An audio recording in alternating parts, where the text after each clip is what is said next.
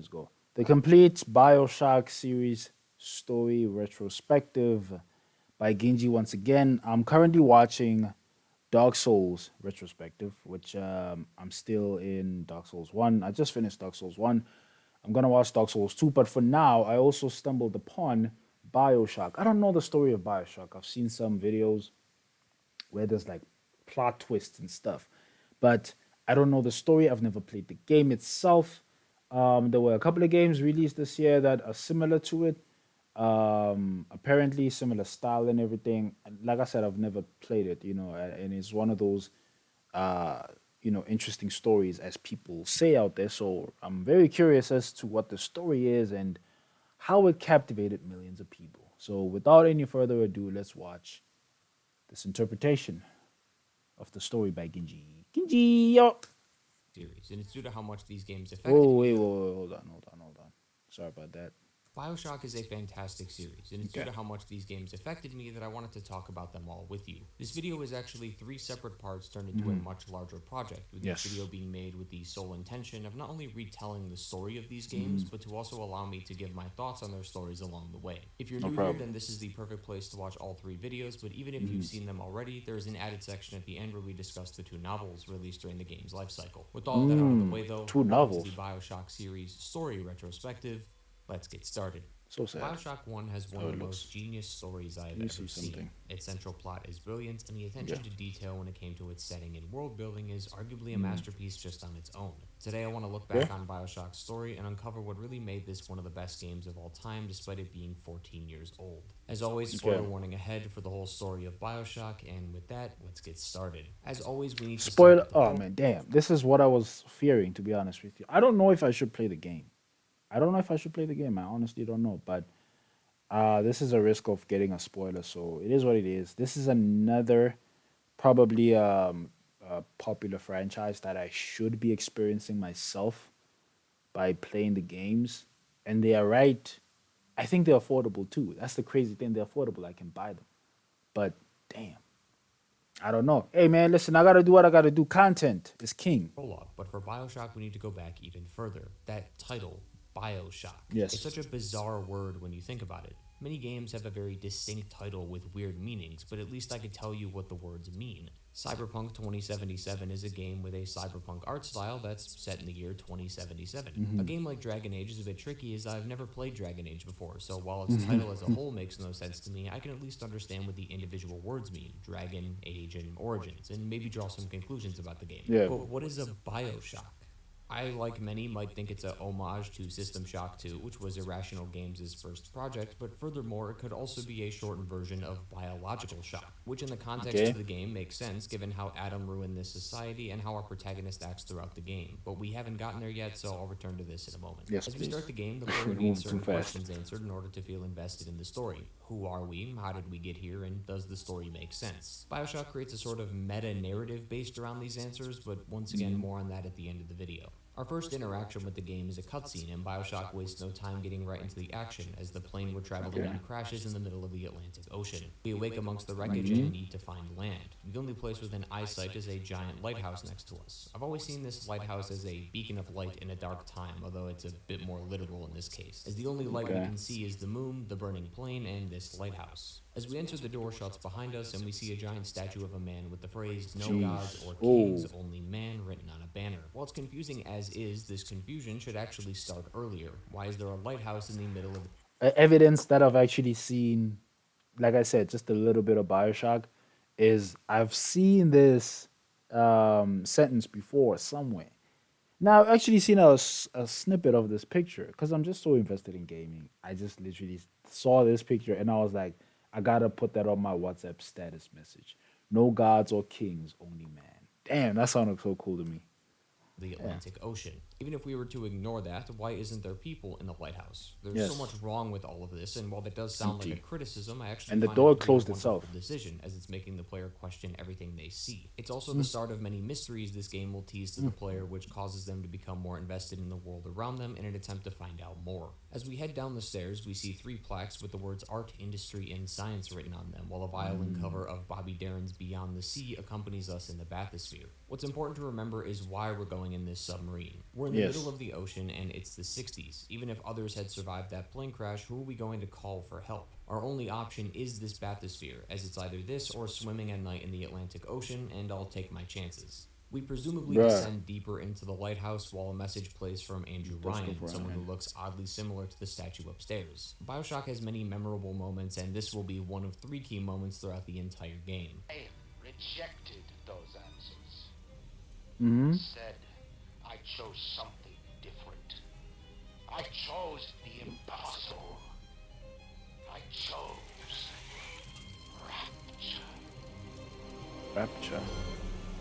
Is it a city Rapture underneath? might be my favorite setting in any video game ever made. Not just the idea, but the reasoning behind it is brilliant. The fact that a city not only exists at the bottom of the sea, but also functions at the bottom of the sea is something that has That's never crazy. been done before. Andrew Ryan also says that Rapture was made for those who do not fear censors or morality. It's a judgment-free place, but not in the sense of people getting along and being happy together, but a place that allowed those who wanted more to get more. Andrew Ryan says that the Damn. surface was constrained by laws and ethics, but Rapture was no such place. And it's because of this ideology that allowed Rapture to blossom into what we see now, a bustling city under the sea, completely shut away from society. At least that's what it seems like, until we actually enter Rapture. Our first encounter with the city is a very grim one, as we're going to be introduced to a man named Johnny until we get to see him sliced open right in front of us. We then meet with Johnny's killer, who screams at us before attempting to open the bathysphere. It's possible that her anger is the same as the people who used to be here, as there are signs everywhere saying things like Ryan doesn't own us, let us leave, and Rapture is dead. Earlier I talked about a light that shines in the darkness when I brought up the lighthouse. Atlas is like the lighthouse, but in a more metaphorical sense, as Atlas saves us from this person who is trying to kill us. His charming demeanor and attitude makes him instantly likable, and that is further reinforced by his own actions, as once again he's trying to save us. We push further and are able to Wait, arm ourselves But with a when wrench. when We can take when a was he couple- introduced? When was he introduced through the story? I don't understand. Is it the woman that it looks like a man at the bottom right of the screen there? Who is that? And who the hell is that woman that just killed a random man? practice swings to test out our new weapon, but we can also get a look at these splicers Atlas was talking about, as they aren't alien creatures, but they don't look human anymore. I guess. Everything seems to be going smoothly so far given the circumstances until we see the Gatherer's Garden vending machine. Oh my god, don't jam that. Oh god. Oh, gee, why would you do that? Oh.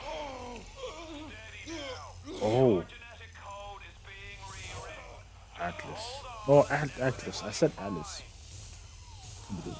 This is the Bioshock part. This is the Bioshock part.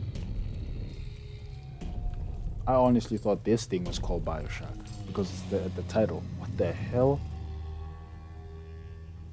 Do you hear how it sounds? Oh my god. Look, Mr. Bubbles, it's an angel. Oh my goodness. I can see light coming from his belly. Dude, please don't. Please don't. It's all right. I know he'll be an angel soon. Please don't stab me I with can't that. explain to you how genuinely terrifying this was when I first played the game.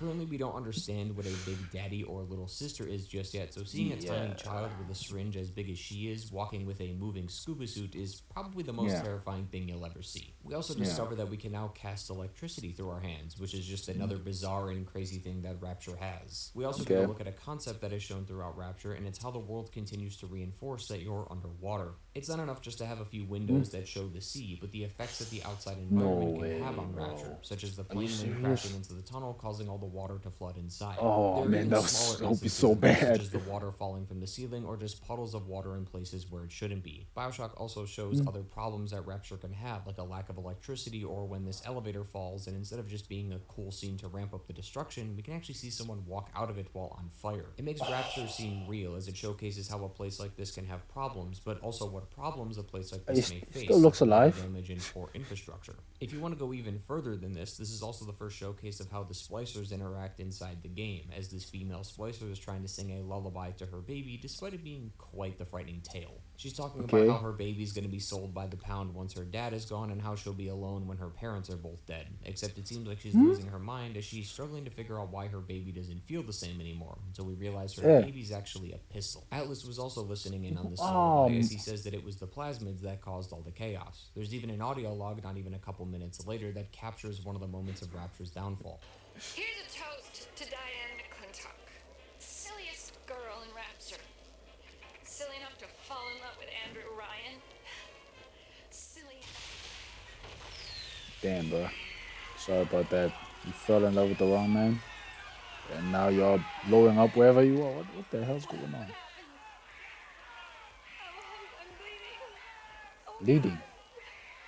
What's happening? It seems that an Jeez. explosion went off during the New Year's Eve party, presumably right where we're standing, which killed numerous people. We don't know Yeah. why, but if we're to believe Atlas, plasmids caused it in some way. Later, we get to see the little sister and Big Daddy again and are able to observe them without the fear of being stabbed, and it's quite the brutal scene. It shows the dynamic relationship between the two, and also the importance of the little sister and the strength of the Big Daddies. We learn that the little sisters gather Adam, while the Big Daddies protect them from people who want to harm them. It's also assumed that people might want to harm the little sister because of the Adam that she carries. After some fighting, we make it to the end of the intro where That's Andrew brutal. Ryan appears and notices that we've invaded his city. He asks if we're a part of the CIA or KGB, as he probably assumes that the only people capable of finding and infiltrating his great city would be the government. And he also thinks that the government either wants to put an end to his city or nationalize it, two things he'll never let happen. Yeah. Despite being just a voice for a Yeah. majority of the game, it's his personality and the power in his voice that makes him feel like a threat, and I've always liked how impressive the voice acting was for him. Of course, we have to escape I'm his laughing. ambush, and I'm laughing because I just watched a video of like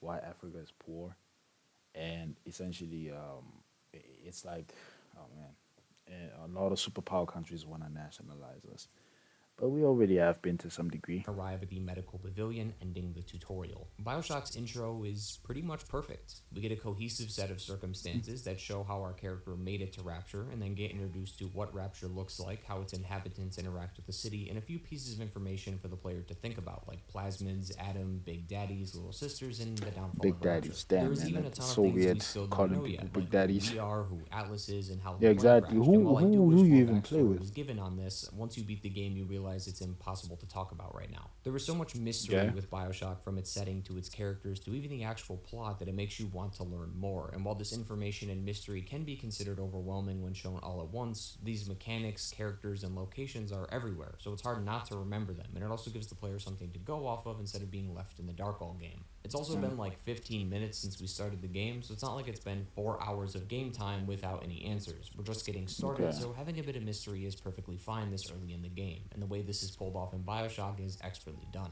From here, things start to become harder to talk about, as Bioshock. Not to mention, it's the first sequel of the game. I just want to point that. A thought just came to my head. Oh, this is the first game of the sequel. Sorry, the game of the sequel, and it's it's like they probably decided to go all out. So it's so curious how they don't even share the story of the person that you're playing with. Like, who is your character?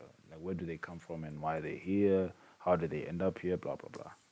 Building device is the audio logs we find scattered around the map. There is a common critique amongst gamers that it's unimmersive when there are audio logs or recordings scattered throughout the world, as it makes no sense that this many people would be using them when talking Yeah. about the most mundane of topics. And while I definitely agree with this sentiment, I've always just chalked Like, it I up to can- a limitation of game design, especially in the case of Bioshock, where there are no NPCs the player can talk to learn about Rapture, so all their information has to be from the audio logs. Thankfully, there is a ton of them in this game and are extremely easy to find, as they glow and are more often than not found in areas I've we had travel a into lot anyway. about. These provide lots of I've context had a lot to of Rapture's Arkham Asylum downfall and explain recordings, a lot man. of what's going on around the city, No except way. they are everywhere throughout the game and not placed in the most linear fashion. For example, we see these ghostly apparitions throughout the game, but it isn't until we get to Arcadia, roughly 3 or so hours into the game, where we finally learn why we can see ghosts. I have no problem with the way these audio logs are structured, it just becomes a little harder to explain when making a video about it. So for now, we'll just be going in the order Yeah. the game intended, and occasionally go off the beaten path to discuss some other aspects of the game, like right now, as it's a perfect time to talk about Rapture itself. As I said before, it wasn't just the scenery of the city that made me love Rapture, but it's what it represents that intrigued me. Just like the title of the game, we need to address the main name of the city. Rapture, by definition, is a feeling of intense pleasure or joy, but it's also a theological belief within Christianity. Assuming my research is correct, it's an event that would be the end of times, where those who are faithful Christians, whether alive or dead, will be taken That's above us the right clouds there. to meet the Lord, while those who are not faithful will not be taken up, thus are condemned to whatever destruction the Rapture brings. Rapture, the city, relates to this, as you can infer that this place above the clouds would be considered a paradise for all Christians, so Rapture is a place for those who want to experience a paradise away from the mainland. As Ryan said, it's for the artist who doesn't fear censorship or the scientist who isn't bound by a petty morality. Rapture allows the creativity of the mind to be the only limit within its walls, and this is why the city of Rapture had so many scientific breakthroughs. The residents of Rapture never needed to worry about whether or not what they were doing was unethical, dangerous, or controversial, as they were given complete freedom. Rapture essentially went through a never-ending golden age of technological advancement. People were able to conjure elements through their hands and were able to have not just their facial features reconstructed, but their entire gender and even their race changed as well.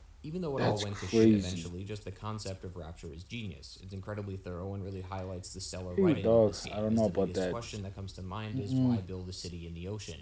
And yet the devs managed to Yes. not only give an answer to this question, but actually make it quite believable. Continuing where we left off, we had just escaped Andrew Ryan's ambush and had made crazy. it to the medical pavilion. That's crazy. A never-ending cycle of creativity, like technological development. That's crazy. That is insane. To think that everybody, like, if humans did not have any ethics, then they would definitely go far in terms of technology and science and everything. That is crazy to know. I think thinking about it, maybe it does make sense. Maybe it does make sense, but at the same time, it's like that's very unethical, though. I'm not gonna do that. Nah, I'm not gonna praise that. According to Atlas, this is the direction we have to head in if we're to save his family. I said earlier how Bioshock's intro showcases how some of the splicers interact with the city, and while in that case it was just a small example, this concept gets brought up again but with more depth added to it. From the moment we enter the pavilion, we see signs and posters of a Dr. Steinman. He's the overseer of the medical pavilion and is also a very accomplished surgeon. One thing you'll notice about Bioshock is how all the named characters have a story about them. Each character has a backstory and a reason for coming as to they Rapture, should. and all their stories tie into the overarching story of Rapture. Each area also has a distinct look to them and a reason for being in the city, and both the levels and characters within them all tie into Rapture in some way, which we uncover from the audio logs. Dr. Steinman performed cosmetic surgery on the people of Rapture, but due to the circumstances of the city, he too became corrupt. Due to Rapture being a place where people can show their truest forms and are able to push the boundaries of their studies, Dr. Steinman would use this time to perfect his craft. Everything was going well until the discovery of Adam, as this sparked an idea in Steinman's head, as he thought this was a perfect opportunity to revolutionize the industry, hoping that with this new technology, surgeons could sculpt any kind of flesh with ease, but this of course led him down a darker path. What the See, hell? Steinman was a perfectionist, and of course when you're a perfectionist, your standards are incredibly high, but Adam managed to push these even further. Adam presents new problems for the professional. As your tools improve, so do your standards. There was a time I was happy enough to take off a wart or two, or turn a real circus freak into something you can show in the daylight, but that was then, when we took what we got. But with Adam, the flesh becomes clay. What excuse do we have not to sculpt and sculpt and sculpt Look until at the his job hand. is done? Dr. Steinman didn't go crazy just because of Adam. It was a combination of Adam, Rapture, and his inability to let the smallest problem go. He would change things that patients didn't want, and given that he's a professional in his line of work, he used this to reinforce his actions. Why argue with a professional after all? They know all there is to know. Steinman lost control and began working on anyone he wanted, even if they weren't a patient of his. His final decline is how we see him in game. He moved away from the faces of his patients to their whole physique, claiming that this one was too fat, or this one's too tall, or that this one is too symmetrical. He ended up losing his mind when he was introduced to Adam. He wasn't an addict to the drug, but an addict to his work. He saw the potential of Adam, and his first thought was how far can he go without thinking how far should he go. This shows that Adam and even the policies of Rapture affected so many of its city's residents, and due to their different fields of study and different levels of wealth and social status, we're able to see how it affects everyone differently. This style of storytelling He's is a flat out boss, genius. It makes you want to go to the next area and uncover what the level is about, what it provides to the city of Rapture, and how its unique setting caused its unique downfall. No game has ever gotten me to care this much about one small level, and I find that in itself very impressive. After we have dealt with Dr. Steinman, we enter the second key moment of Bioshock. As we approach this hallway, we see a Big Daddy get thrown through the wall. This is the first time we have not only seen a Big Daddy up close, besides the cutscene from earlier, but we actually see one defeated, so it must be a really tough opponent who brought him down. Except it's just another splicer. Even though I've always found this almost impossible to happen, that's not the point of this scene, as now that the Big Daddy is dead, the little sister is alone. The splicer takes this opportunity to grab the little sister so he can take her Adam, but a mysterious woman shoots him before he can do that. I'll bring her up in a moment, but right now she and Atlas give us a choice. These little sisters contain Adam, the core foundation of Rapture, and if we can get more, we can buy more plasmids and tonics to get stronger, but we're also doing so at the cost of potentially killing her. Rescuing the little sister will net us 80 Adam, but she lives. Harvesting her will give us 160, but she dies. It's a case of morality. Are you willing to sacrifice the life of a little girl for the benefit of your own? Especially when you uncover their origins, it makes the choice even more important. The Little Sisters were a creation of Tenenbaum, the woman from earlier, after discovering a sea slug that was able to cure the wounds of a smuggler when it bit him. After some research on the slug, she discovered what caused this anomaly and dubbed the substance Adam. She also discovered that it had the ability to splice people's DNA, giving them the opportunity to essentially have superpowers, leading to the creation of plasmids. The problem with Adam is that on its own, there wasn't enough to change anything, but Tenenbaum found a way to create Adam inside people's bodies, but once again, this also failed, as it wasn't enough. The only test that worked was with young girls, which was the start of the Little Sisters. Another problem arose as there wasn't enough girls to go around as who would willingly subject their daughters to this experiment. So Fontaine conspired with Tenenbaum to create an orphanage that would be used as a front to exploit the children and specifically take the girls to use them as hosts for Adam.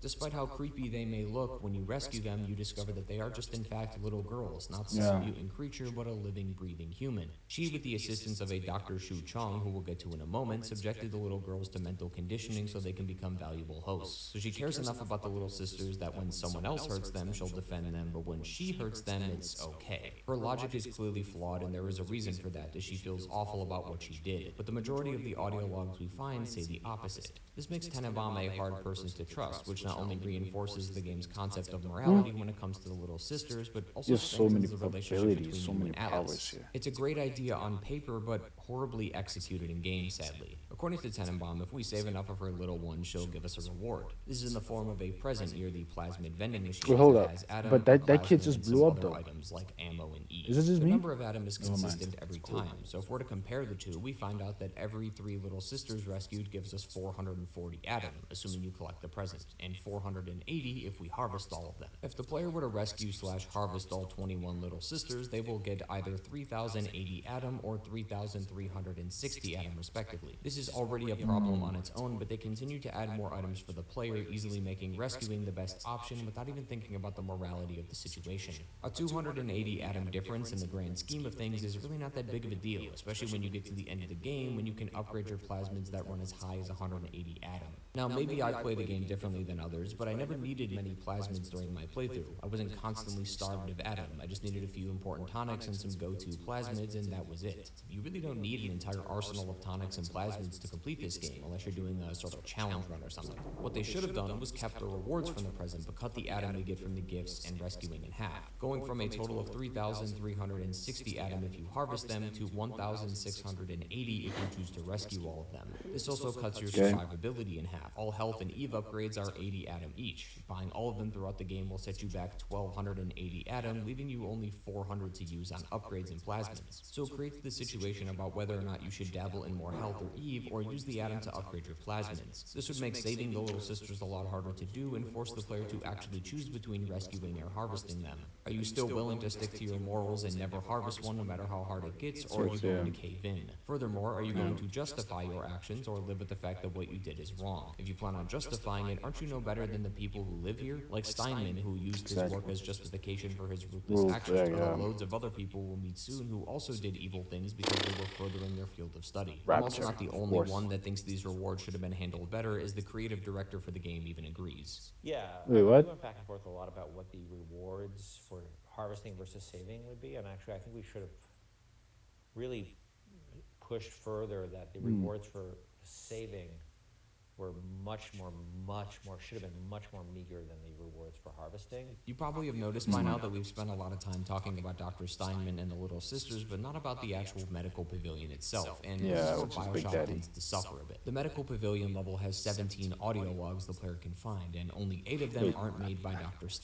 For a second there, I thought the medical pavilion or whatever it was the Big Daddy. I don't know. I don't know. I just thought we gotta talk about the Big Daddy now that I see him on the screen. Steinman. Well, this sounds like a great opportunity for the other logs to introduce more lore on the other doctors and patients. Bioshock doesn't do this. The other 8 audio logs are random logs, like Andrew Ryan talking about the vandalism of vending machines, or Dr. Shu testing out a new plasmid. You could have put these anywhere else in the game and you wouldn't bat an eye, as they fit anywhere since their story isn't related to a specific area. It's not a bad decision to make these kind of audio logs, but it's clear that it makes it harder to fill the others with more content about the actual level. It makes the medical pavilion seem only about Dr. Steinman and not the other people in the pavilion. Thankfully, the environment does attempt to assist them in some ways, but the rest of the level lacks in any sort of story outside of Steinman. This also isn't a level issue, but more of a whole game issue sometimes. It always feels like the world revolves around specific key people and never anyone else. Our next level is a great example of the opposite, as Neptune's Bounty has no end boss. Well, sort of, and we'll get to that. Regardless, there are 19 audio logs in here, and there's a very diverse cast of characters within them, as most of them have between 3 to 5 logs each. On top of this, majority of the logs add to the level's ecosystem.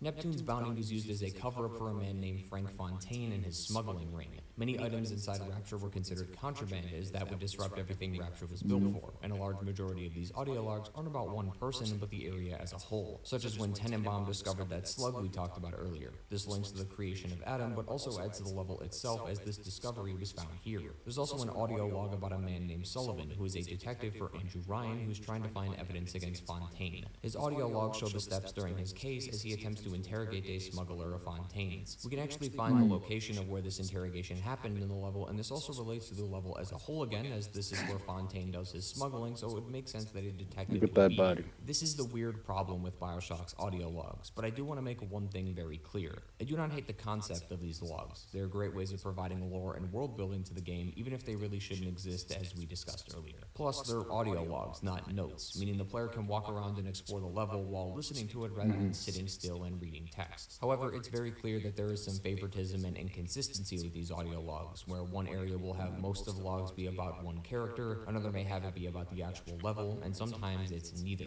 It can make the story harder to follow at times, as events may occur earlier than when they get explained, and can also be the opposite, where something gets explained but then is shown to the player later with the hopes that they remember it. Getting back to the actual story, Neptune's Bounty is the next level we come across, and as I said earlier, there is technically no boss in the level, at least Bioshock's version of a boss, as Peach Wilkins doesn't have that audio log treatment that many others got, like Dr. Steinman. He only gets 3 audio logs throughout the game, so it's clear he wasn't intended to be a boss or main character of an area, just a roadblock for the player to go around. This is further reinforced by him denying us access to Smuggler's hideout and subsequently Atlas's family until we can get him a research camera. I'm not the only person to say this, but from a story and gameplay perspective, this camera is very video gamey. The fact that a camera is able to analyze genetic material from a simple picture is a possible stretch that I'm willing to just barely forgive, but it is in no way entertaining to start a fight with a camera so you can snapshot a picture of your enemy, then get back to fighting. At the end of the day, it's a really small part of the game, so I tend not to dwell on this too much. The fight that follows, though, has always been a blast to do, as it forces you to get creative with your plasmids. Incinerate can be used to open up more doorways, which double as cover and sources of even ammo. Furthermore, you can make this encounter much more entertaining if you picked up the security bullseye from earlier, and don't even get me started about New Game Plus, as this makes this encounter even better. Peaches is a bullet sponge, however, and does take numerous hits to die from pretty much anything, but it does add to the intensity of the fight, so I didn't really mind it.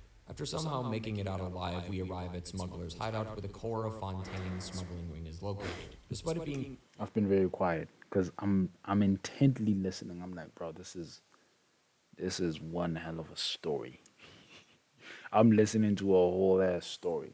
And I'm with it. I'm with it. Bioshock, it does an amazing job showing off its environment, as all these boxes we see throughout the level are the contraband Fontaine was smuggling in. We also do get to see a flashback appear on screen when we enter the area. This isn't the first time we've seen one, and it won't be the last, but it's relevant later, so we'll leave it for now. It's also here when we finally meet up with Atlas and help him rescue his family.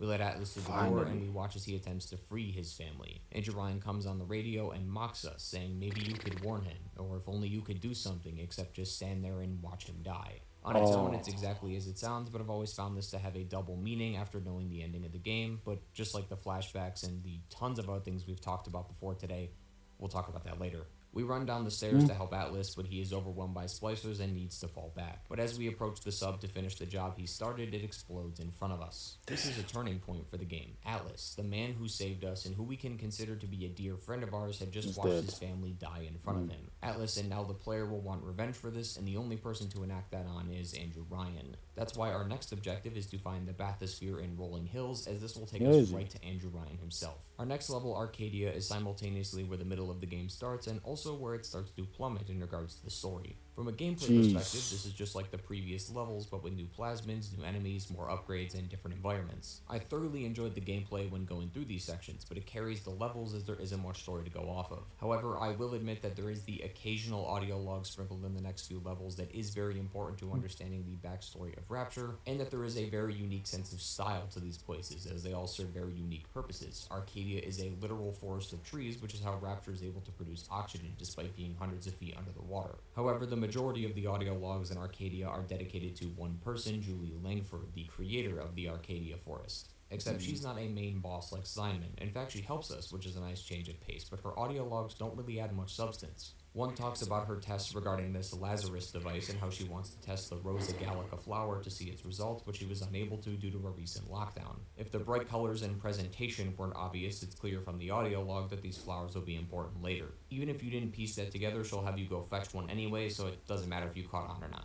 Another talks about this cult within Arcadia called the Saturnine, except it's just about how they steal her equipment and how they believe they're touched by the gods. We do get to see this cult in the game, as all the Houdini spoilers in Arcadia are a part of the group, but nothing else is developed. They're just a cult with no motivation and no real reason to exist, as from what we gather from the audio logs, they just drink human blood and plasmids, steal Julie's research materials, and are avoided by many of the people in Rapture as they brutally kill anyone who isn't a part of them. The question is, though, why? Well, if the wiki is anything to go off of, it was discovered that this cult was put into the game very late in development, and thus the devs ran out of time to add any proper backstory to them. While I will at least recognize that there was an attempt to add backstory, assuming that article is true, it wasn't present in the full release, thus I can only go off of what we have in-game. This same sort of storytelling, though, occurs all the way up until we meet Andrew Ryan, where there is that lack of substance in the audio logs, save for a few key logs at specific points. Everything we have to do was made by the devs to add length to the game and extend its gameplay. Once again, taking everything into account, I don't mind this as the gameplay was fun, and I'll gladly take another couple hours of it, but when only looking at the story, it's clear we're being dragged along and constantly stalled for the sake of runtime.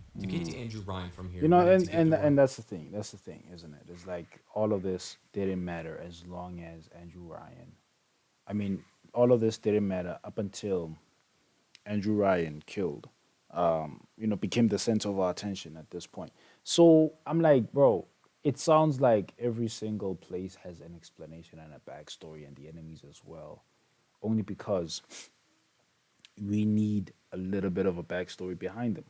It's like those bosses and enemies and levels all leading up to the final one, which is Andrew Tate. Damn, I can't remember his name. Andrew Schultz, Arcadia, whatever. except Andrew Ryan shuts off some of the Andrew oxygen, Ryan. so we need to turn it back online with the help of Julie. To turn it on, we need to create the Lazarus vector Julie was working on, so we need to go from Arcadia to the farmer's market to grab the materials, then go back to Arcadia to put it together. We then have to hold out from a never-ending wave of splicers as they attempt to shut down the device. I don't know why this After reminds this, me we so travel much to of Fort Arkham Frolic to Asylum. find that bathysphere, only for the But artist it's a and serial first-person killer shooter Sam game. So Cohen maybe to the style. interrupt us. After dealing with him, we make it to Hephaestus, a large industrial power plant where we can go to Andrew Ryan's office only for it to be locked. To turn off this electrical lock and get into his office, at your we need to blow up hands. the power plant using a literal bomb. This takes around 4 or so hours to complete, which doesn't seem like a long time until you realize this campaign's runtime is close to 10 hours. That's also being extremely generous given the quality of the Bioshock remasters is awful and continues to crash, and this game doesn't have any consistent autosaves as they only trigger when you enter a new level, so assuming Yeah, you that get wrapped sucks. up in gameplay and forget to save like I did, you might be losing a couple minutes to a whole hour of progress. So if anything, it's actually less than 10 hours, but still, it's clear that a large PS3 portion games. of the No, game is within PS3? these PS2 levels. games. Technically, you could argue that the first few levels Couldn't do save. the exact same thing, as it does take quite a bit of time to get to Smuggler's Hideout, but not only are these levels short, as that whole sequence takes around half the time, the levels themselves are covered in numerous audio logs related to the area or the main boss of said area. We've already discussed before how Arcadia does attempt to do the same, but fails by not providing enough substance. Farmer's Market suffers from the exact same fate as Arcadia, and Hephaestus has a couple important logs that are helpful to understanding the downfall of Rapture, but Fort Frolic and Sandra Cohen are probably the only exceptions. exception, as Sander Cohen is actually a really entertaining villain, and there is one extremely important audio log that has relevance to the end of the game. Let's hear it. Sander Cohen is extremely creepy and also a bit sad at the same time. He's a poet, composer, sculptor, and playwright. He's clearly talented in the realm of art, but he too was subjected to the same problems many had thanks to Adam. Whereas Simon became more infatuated with his work thanks to Adam as he attempted to erase all the problems he had, Sander Cohen would use this opportunity to also enhance his craft. He created artwork from his victims by covering them in plaster and setting them up in various poses. It's horrifying, especially when you discover that they're actual people as they bleed when you hit them.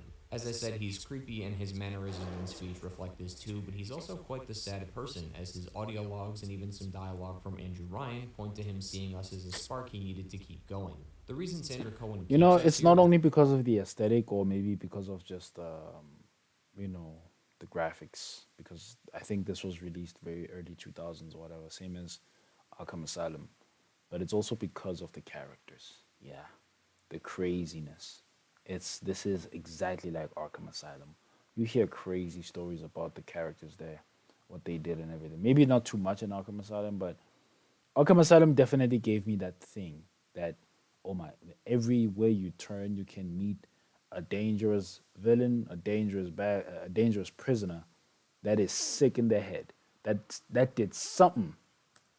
is That that was he a good needed game, help though. completing Damn. his masterpiece, a full 4-picture display of his colleagues who betrayed him next to a ton of bodies. Oh. It's our job to kill his colleagues and take their pictures. I do like how the pictures we take with the camera are the actual photos and not some preset photo the devs had in place, so nice touch. When we put the third photo in the picture frame, he freaks out, claiming that we are doubting his work. In his fit of rage, he has numerous spider splicers attack Oh us. my goodness, He calms down after a while and does apologize for the unnecessary outbursts, but it's clear that he does not like people who dislike his work. By us helping Cohen and seeing his masterpiece through to the end, we can possibly give him the strength he needed to keep going with his artwork, and convey to him that he is indeed an excellent artist. It also seems that he may have planned to kill Andrew Ryan at some point, as one audio log says that he wants to create a requiem for him. It's also during this level where we uncover a very important scene of Jasmine Jolene, who we find out is Andrew Ryan's mistress, who's talking about her recent pregnancy. So glad you did. I'm sorry, Mr. Ryan. I didn't know. I didn't know Fontaine had something to do with it. What are you doing? No, don't, please.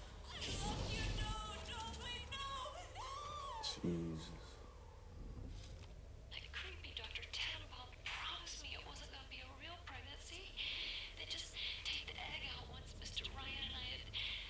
Oh, I needed the money so bad. But I know Mr. Ryan's going to suss it out. Gonna know I wasn't being careful. Gonna know I sold the... Mr. Ryan's going to be so mad at me. From what we gather, it seems that Andrew Ryan had discovered what occurred and beat her to death with a pipe. This incident, just like many we have discovered today, will be relevant later, but not too much later, as after running through the power plant, crafting the bomb, and destroying the power, we can finally come face to face with the man himself. Thank you. Where is he? Assassin has overcome my final defense, and now he's sick come man. to murder me. As you In the deserve end, it. what separates a man from a slave? Bro, you and Power? No. A man chooses. A slave obeys. You think you have memories. A farm. A family. An airplane. A crash. And then this place. Was there really a family? Did that airplane crash? Or was it hijacked? Forced down. Forced down by something less than a man. Something bred to sleepwalk through life until they are activated by a simple phrase spoken by their kindly master. a sleep agent? Was a man sent to kill or a slave? A man chooses. A slave obeys. Doesn't matter. It's still gonna. Come here. Hold up. We're not gonna find him. What the hell is this? Stop, would you kindly? Would you kindly? Powerful phrase. That's the first. Familiar phrase. Would you kindly? Would you kindly get this? Would you kindly find that? Would you kindly find that? Would you kindly find? Would you kindly get this? Atlas. Ryan's office and kill the son of a bitch. That's it. I knew it. Sit, would you kindly? Oh my goodness. Stand, would you kindly? I knew it. Stop. A man chooses, He's gonna beat a us up. slave obeys. Don't beat us up. We need to find that Atlas first. Are you Atlas? Oh. Kill.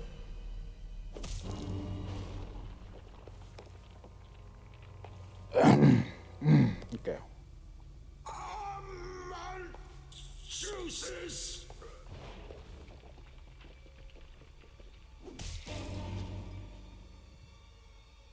Bro, what is going on here? This kid suicide? A slave obeys. Oh my goodness, what is going on here?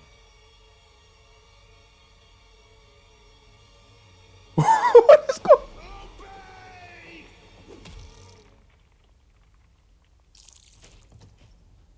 This is what makes Bioshock so hard to speak about, as so much of this game revolves around this key moment, and summarizing the journey here in just a few short sentences is a disservice to the effort that went into creating this plot twist. Right before this, we actually get to see a room that Andrew Ryan was working in, trying to piece together what was going on. He was confused why there was some random person who just happened to survive a plane crash right next to the entrance to Rapture, and who is capable of defeating all that he throws at him. By the time we arrive, Ryan manages to uncover the truth.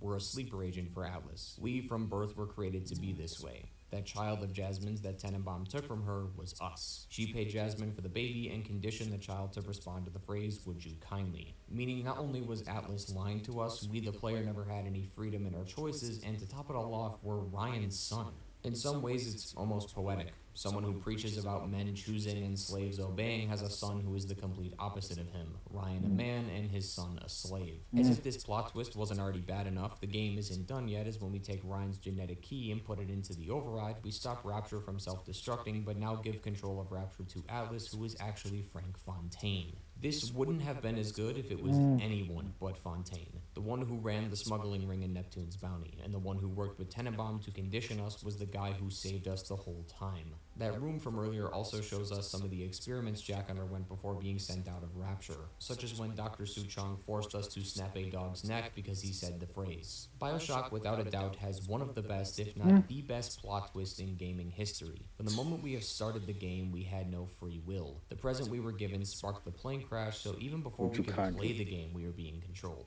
Video games as a whole give the player a choice. It could be small choices, like how to kill the enemy in front of you, or it could be a large choice like the ending of a game. But Bioshock took this idea and twisted it completely by tricking the player into thinking they had the freedom of choice, when in fact the only choice they were given was when to turn the game off. This revelation also ties into 4 things I've noticed over the years, and I've always wondered if they were intentional or not. Firstly, Jack has a tattoo of chains on his wrist, possibly signifying that he's a slave to Atlas. Next is when Atlas's family, who we eventually discovered didn't actually exist, blows up in the bathysphere. Andrew Ryan says maybe you could warn him, if only you could do something except just stand there and watch him die. At this time in the game, Ryan doesn't know who we are, so this wasn't intended to be a double meaning, but I believe the devs made him say this on purpose, as this line can be interpreted as us once again being a slave to Atlas with no way to do anything about it. Thirdly, when we meet the little sister at the medical pavilion, Atlas never says the words, "Would you kindly?" It's possible that not even Tenenbaum knew of Atlas's true identity, and if he had said that phrase over the radio, she would have caught on immediately. This is something Fontaine tries to do throughout the story, and that's to play the long game. By convincing us that his family died in the bathysphere, we made our bond with him even stronger, as we now have a common goal, but that's exactly what Fontaine wanted. The last thing I noticed was some symbolism in the first location minutes into the game, as there's a statue holding up a ball with the words "Welcome to Rapture" on it. This is easily a reference to Atlas, the Greek giant, who was forced to hold up the world for all eternity. This could be seen as a foreshadowing of Atlas trying to hold up the world of Rapture by defeating Ryan and being the leader of the city, but it's also a reference to Atlas's demise, as in Greek mythology this was Atlas's punishment, so this could be foreshadowing Atlas's punishment in game, as he just made us an enemy. All of these might be completely wrong, but the fact that they line up so well with the game's themes and story make it impossible to see it as a coincidence. From its plot twist to its symbolism, it's one of the best writing I've ever seen. However, we're still not done with the game yet. Fontaine has betrayed us, and without any real objective anymore, it's only fair that we enact the same revenge again, but on the man who actually deserves it. During the reveal of Fontaine, he says goodbye and launches an army of security bots to chase us. During our escape, a little sister appears and guides us to safety before falling down the vent shaft. We awaken and discover that we are in a secret room in Rapture where the little sisters relax and play together. It's a really cute moment as we can see all the little sisters interacting with one another. Tenenbaum then informs us that she was able to reduce some of the mental conditioning that Fontaine put on us, but we aren't completely cured. To achieve this, we need to head to Dr. Suchong's laboratory and find his cure for it. Fontaine, now the head of Rapture, notices that we're awake and attempts to shut us down, but only ends up being able to lower our health a bit by making our hearts stop momentarily. It's a lot better than being completely manipulated, but he can still control us in some way, so we definitely need that cure. The Can't location trust where what this you're cure doing is either. found is a place called Olympus Heights, where all the super rich stayed in luxury apartments. Many characters we've already talked about today, like Tenenbaum, Dr. Suchong, and even Sandra Cohen lived in these apartments. I've always found it interesting how these apartments are right next to Apollo Square, which is known for housing the poor and homeless. You can even tell from the railroad station next to each area, as the area near Olympus Heights is quite pristine given the circumstances, and the one in Apollo Square is extremely run down. Both the audio logs and the environment will tell us that there was clearly a revolution starting here, and at the head of this was Atlas. In order to avoid suspicion and hide under the radar, Fontaine faked his own death and changed his name and face to Atlas. We learn in Arcadia that Atlas was at one point a politician, but he claimed those days were over. It seems that Fontaine was using the poor as his army, and there is numerous audio logs to back this theory up. Andrew Ryan wanted to create the perfect society, but it fell victim to social status, and given his own policies within Rapture, there wasn't much opportunity to crawl back to the middle class. Those who were rich succeeded, and those who were poor suffered, just like every other society in existence. Fontaine sees this opportunity to gather an army of like-minded individuals and use them to do his bidding. Going back to Neptune's bounty, we have a couple audio logs from Peaches that talk about how he disliked Ryan and preferred Fontaine's way of running things, at least initially, until he realized that Fontaine might actually be worse than Ryan. This really shows that even Rapture was doomed to fail as a society. The only way it was possible to save this city was for Ryan to help the poor and make sure everyone was happy, but given his own beliefs and the beliefs of Rapture, that was never going to happen. The downfall of Rapture didn't happen overnight. It was a long string of events that progressively got worse and worse. The atom addiction, the mistreatment of the poor, the manipulation of Fontaine, the actual culture surrounding Rapture, all of it contributed to its demise. Getting back to the story, we end up finding the cure for our mental conditioning and allow Jack complete freedom for the first time in his life. One thing that's important to note is his freedom, because it's not like he was completely controlled. He still did things in his life before coming to Rapture, but he was never completely free, as Fontaine could easily change that by saying one simple phrase. While gathering the cure, we also found a dead body on the table and discovered that it's Dr. Suchong's. Quite ironic that Dr. Suchong died to his own creation. He was, of course, the original creator of the Big Daddies and was the one who created that defense mechanism in them that attacks anyone who hurts the little sisters. Good to see that he's dead, given how much pain he caused people. After finding the cure, we can now kill Fontaine, except before we get a chance to, he locks the door of the educational facility, which is only unlocked via a Big Daddy, which means we need to become a Big Daddy. Despite how bothersome this area can be in regards to its confusing layout and plethora of enemies, from a lore perspective, it's quite intriguing, as this is the facility where the Big Daddies and Little Sisters were made. One thing that's been missing from this game so far is who the Big Daddies are and how they were made, and thankfully this area answers that question. It seems that the Big Daddies are people who had their skin and organs grafted to the suits, which may explain why they can't take them off. In Jack's case, he didn't need to graft his skin and organs to the suit, as he just needed to trick the system into thinking he was a Big Daddy, which is why he isn't injured during the process. However, he does need a voice module so he can sound like one, and just by looking at the device, it definitely doesn't look safe.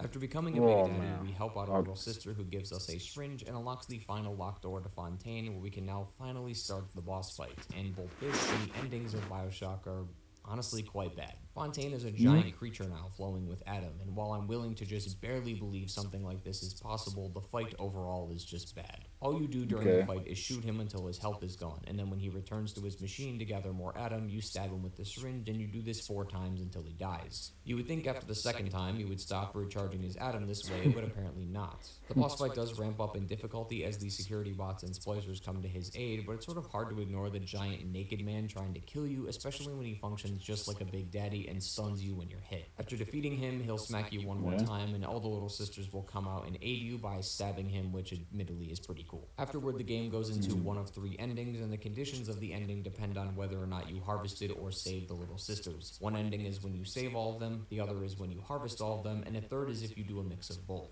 You don't need to rescue every single little sister, but out of the ones you interacted with within the game, you do have to save them. I do like the happy ending where all the little sisters grow up and live normal lives before all meeting again to be with you on your deathbed, but the other is just bizarre as Jack takes control of Rapture for himself and uses the Splicers as an army to overtake the surface and launch a nuke. Like, the ending started okay, but ramped up in intensity immediately. Why does Jack need a nuke? Why bother killing those on the surface? What was even the point of this ending? This, just like the morality of harvesting and rescuing the little sisters, was something the developers wish they'd improved on for the final release. Regardless, we have made it to the end of the game and thus finished the story of Bioshock. This game is without a doubt one of the best of all Man, time. It that's truly has one of crazy. the best stories in the gaming industry and is one I wish I could experience again for the Very first time. nice. Bioshock has an incredible level of detail put into its story, from its world building to its story of specific characters. This, coupled with its incredible plot twist, makes this a very hard game to beat when it comes to comparing its stories. It's one game I will always recommend without hesitation and was the perfect start to a brand new series. Bioshock. Okay, because he's gonna move on to Bioshock 2. Okay, that was nuts. That is insane. Oh my goodness. I mean, I knew there was a plot twist somewhere, but I was like, okay, what's the plot twist exactly here? Because they're busy building up to the main villain. The main villain is Andrew Ryan. Andrew Ryan. That's the main villain. Only to find out that he oh my god. He tells you that you're a sleeper agent, and then he tells you to kill him. Then you find out that you were his son. My god, you just killed your own father. You killed your own father. The guy that was supposed to be our friend, the typical good guy, he was the villain all along.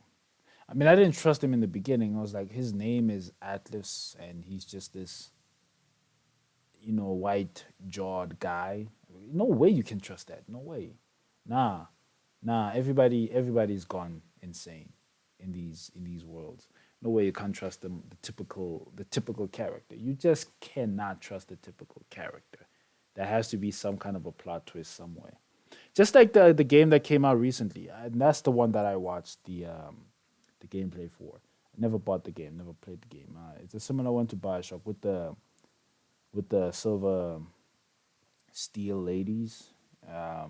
Those two twins. I don't know what the game's called. I can't remember what it's called, but I think the plot twist was that the guy that you were playing with all along. Okay, first of all, you have the mentor who is like the guy who's talking to you, which he's gonna be the bad guy, right? And then you find out that you and the guy that you were rolling with this whole time, the glove, you know, the glove is the true bad guy here, not the guy that you think was the bad guy. So you get betrayed twice, which is insane. It's crazy. These stories, I mean, I'm glad it has a good ending, you know, which is something that I think it's interesting if games would go down the path of like bad endings and stuff like that. I wish they would. I wish they would never give us the light at the end of the tunnel. I wish all of this was just like, okay, you find out one bad thing and then you think, okay, you're gonna end this story on a good note. Yeah, the girls end up being married and moving on with their lives and whatnot, but nah,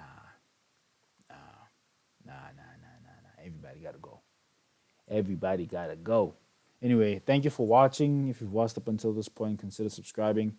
Let me know and like the video. Let me know that you want to see more. I will play Bioshock 2 video in full length as well.